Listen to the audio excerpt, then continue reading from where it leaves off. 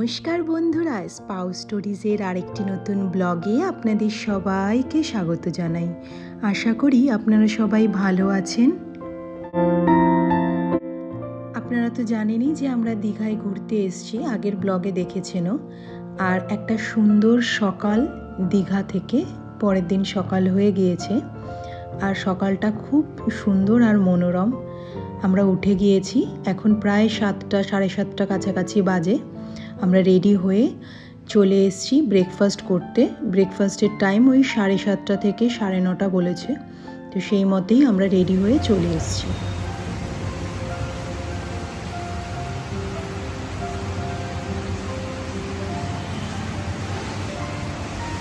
Good morning সবাইকে। আমরা চলে এসেছি ব্রেকফাস্ট করতে। ব্রেকফাস্ট করে ওখান থেকে আমরা আজকে মোহনায় দেখা যাক ব্রেকফাস্টে কী কী আছে। ব্রেকফাস্টে ছিল একটা সাম্বার ডালের মতো ছোলার ডাল, আর সঙ্গে ছিল ফুলকো ফুলকো লুচি, আর ছিল ডিম সিদ্ধ, আর ছিল চিড়ের পোলাও, আর ছিল রসনা, যেটার মধ্যে খুব বেশি জল মেশানো ছিল, জুস বলতে পারেন এটা একটা। আর ব্রেড এখনও আসেনি, ওই বাটার, চিনি, জ্যাম এগুলো সব রাখা ছিল, আর চা রাখা ছিল, ব্যাস এই। তো যা ছিল আমরা সেগুলোই নিয়ে নিচ্ছিলাম, কারণ খেয়ে দিয়ে আমাদেরকে আবার বেরোতে হবে। তো আমি ওকে বলছিলাম যে খেয়ে একবার দেখো কেমন হয়েছে, কারণ জানেন তো আমরা না অ্যাকচুয়ালি ছোলার ডাল মানে ওই নারকেল দিয়ে বানানো বুঝি, একটা বাঙালি বাড়িতে যেরকম হয়। তো এরকম সাম্বার ডালের মতো ছোলার ডাল কোনো দিনই খাইনি, কারণ এর মধ্যে প্রচুর পরিমাণে ক্যাপসিকাম দেওয়া ছিল। খুব একটা খারাপ লাগছিল না, প্রথমবার এরকম খেলাম, ভালোই লাগলো। সব রকমই ট্রাই করা দরকার, তো আমরাও সেরকমই ট্রাই করে নিয়েছিলাম। আর আমরা একটু তাড়াতাড়িই খাচ্ছিলাম, কারণ আমাদের 8:30টার মধ্যে এখান থেকে বেরিয়ে যেতে হবে। অ্যাকচুয়ালি আমরা আজকে মোহনায় যাব, আপনাদেরকে বলেইছি। তো আর দেরি না করে দেখুন ব্রেড নিয়ে নিয়েছি। বাটারটা ভীষণ রকম মেল্টেড হয়ে রয়েছে, আমি জানি না বাটারের মধ্যেও কিছু মিশিয়েছে কিনা। আচ্ছা, জুসটা খেয়ে জানতে পারলাম জুসটার অ্যাকচুয়ালি হচ্ছে মাজার মধ্যে ওরা জল মিশিয়েছে, আর কি বাজে একটা টেস্ট লাগছিল। তো যাই হোক, এইসব নিয়ে তাড়াতাড়ি করে খেয়ে নিচ্ছি, কারণ অলরেডি আমাদের ওই টোটোওয়ালা যাকে বলা হয়েছিল সে চলে এসছে, আর আমার ওই 2 ভাইও চলে এসছে।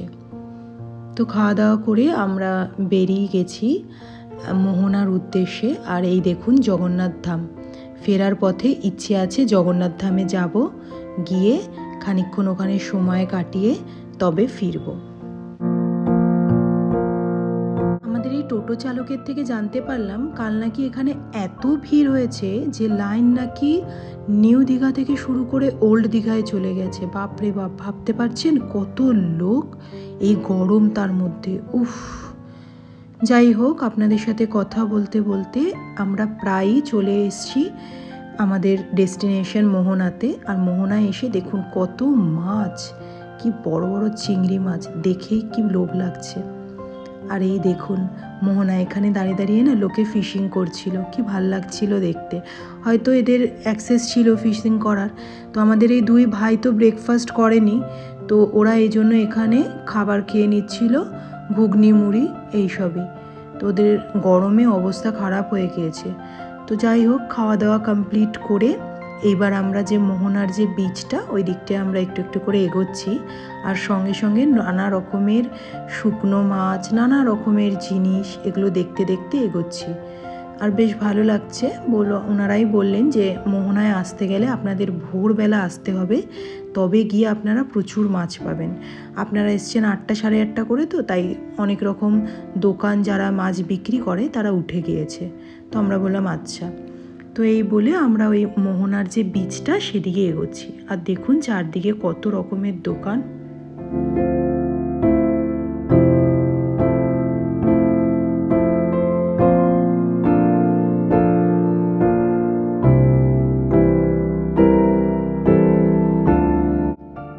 সমুদ্রের পাশে বেশ আরাম লাগছিল, কারণ ঠান্ডা ঠান্ডা হাওয়া আসছিল, আর সঙ্গে সমুদ্রের পাশে দাঁড়িয়ে দারুণ লাগছিল ঢেউগুলো দেখতে।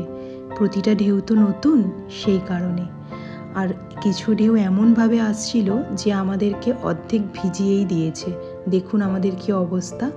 তাই আমি ওকে বলছিলাম যে আর এখানে দাঁড়াবো না, চলো গিয়ে অন্যদিকে একটুখানি যাওয়া যাক।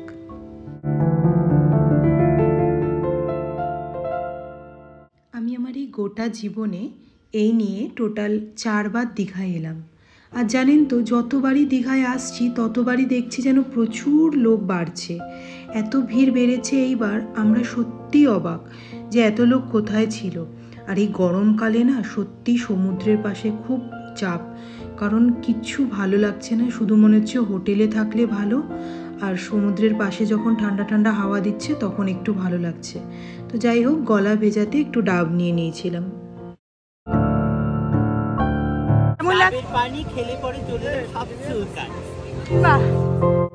এই ভাইয়ের কথাগুলো না এইরকমই বেশ মজাদার। এই যে দেখছেন আমরা এত হাসছি শুধু ওর কারণে। ও এমন এমন কথা বলছে যা আমরা না হেসে পারছি না।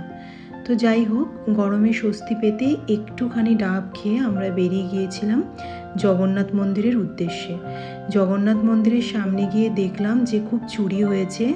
দুজন মহিলা দাঁড়িয়ে খুব কাঁদছিলেন চুরি হয়েছে বলে, এবং বেশিরভাগ লোক বলছিলেন যে জুতো চুরি হয়েছে। তাই জন্য আমরা চলে এসেছিলাম আমাদের হোটেলের সুইমিং পুলে। নাচে গানে ভরপুর, আমরা 3 জনে খুব মজা করেছি। কিন্তু আমাদের সেই ভাই আসেনি, কারণ ওর গরমে খুব কষ্ট হচ্ছিল। ও বলল খানিকক্ষণ রেস্ট নিয়ে একেবারে আমাদের সাথে লাঞ্চে বেরোবে, সেজন্য ও আসেনি। আমরা 3 জনে খুব মজা করলাম, করে আমরা রেডি হয়ে বেরিয়ে গিয়েছি লাঞ্চ করব বলে। আজকে লাঞ্চ করতে কিন্তু আমরা দীঘাতে যাচ্ছি না, দীঘা থেকে উদয়পুর যাচ্ছি লাঞ্চ করতে, পাশেই রয়েছে। আমরা এখন চলে এসেছি উদয়পুরে।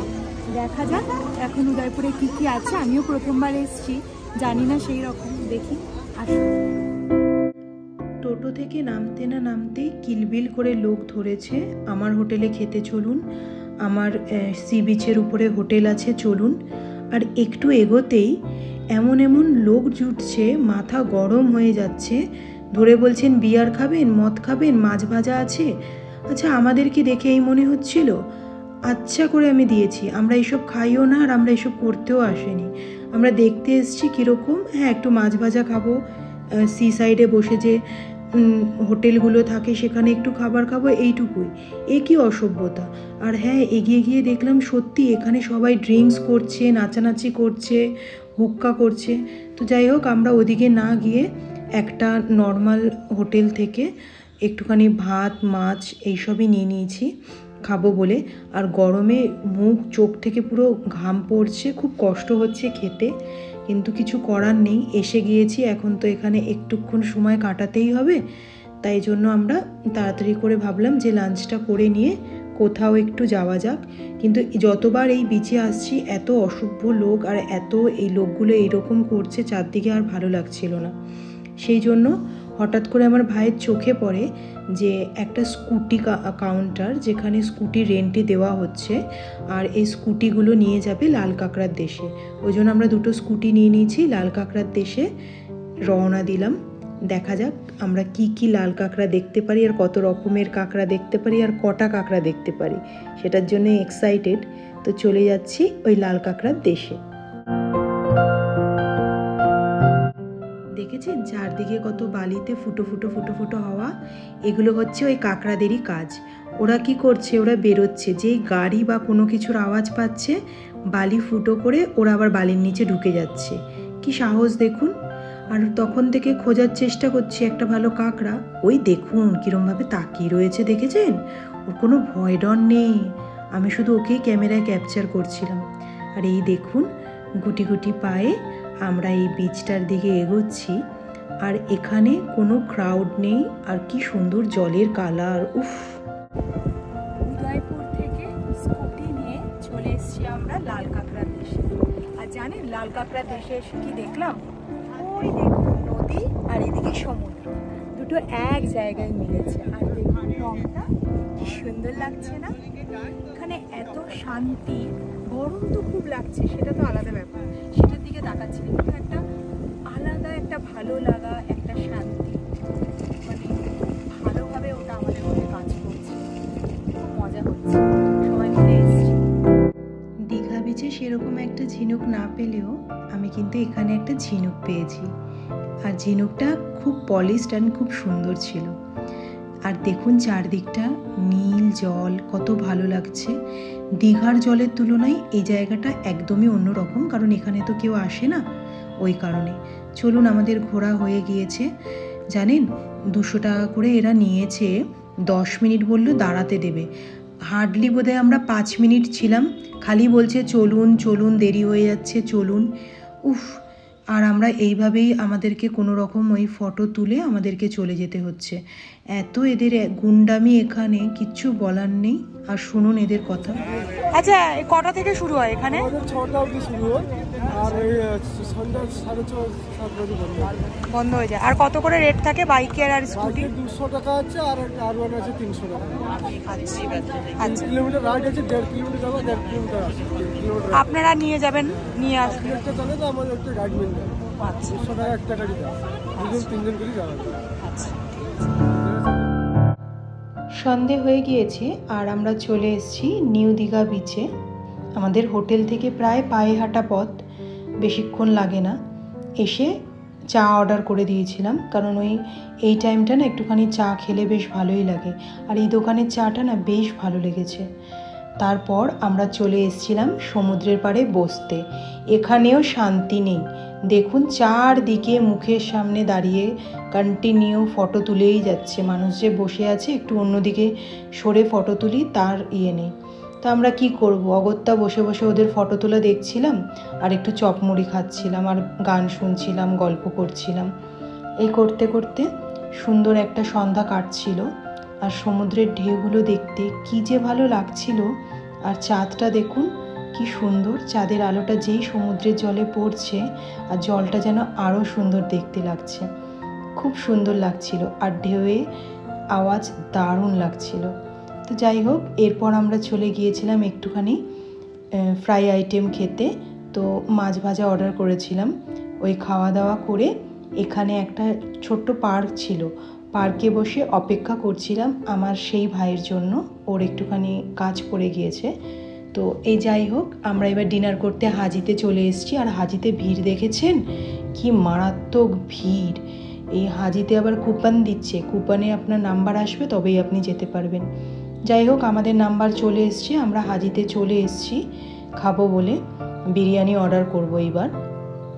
তো বিরিয়ানি অর্ডার করার পরে আমরা জানতে পারলাম যে ওনাদের কাছে চিকেন বিরিয়ানি শুধু রয়েছে, mutton biryani out of stock.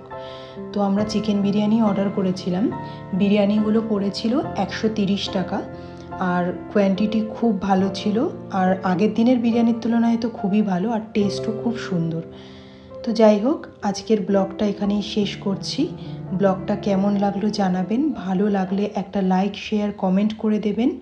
আর আপনারা যদি আমার চ্যানেলে নতুন হন আর চ্যানেলটিকে যদি এখনও সাবস্ক্রাইব করে না থাকেন, কাইন্ডলি চ্যানেলটিকে সাবস্ক্রাইব করে দেবেন। দেখা হচ্ছে খুব শিগগিরই নতুন একটা ব্লগে। ততক্ষণ সবাই ভালো থাকবেন, সুস্থ থাকবেন, নিজেদের যত্ন নেবেন। ততক্ষণের জন্য আপনাদের সবাইকে আমার তরফ থেকে টাটা।